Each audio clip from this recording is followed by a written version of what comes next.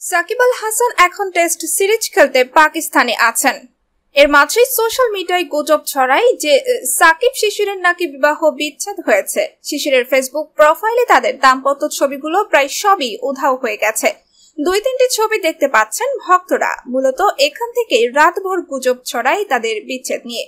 কোটা আন্দোলন, সরকার পতন নিয়ে এমনিতেই সমালোচিত হচ্ছেন সাকিব। আন্দোলনকারীদের পক্ষে কিছু না বলায় তাকে তুলোধনা করা হয়।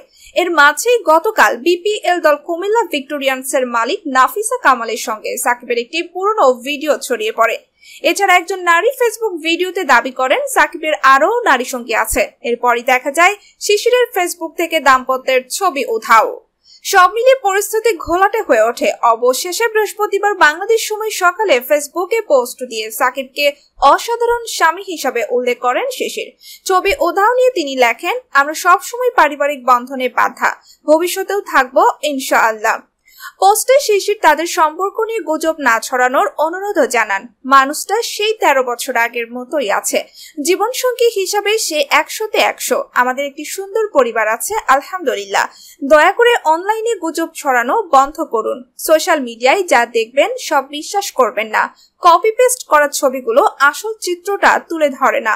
দর্শক, এই ছিল এখনকার মতো আপডেট। পরবর্তী আপডেট পেতে আমাদের সাথেই থাকুন। ধন্যবাদ।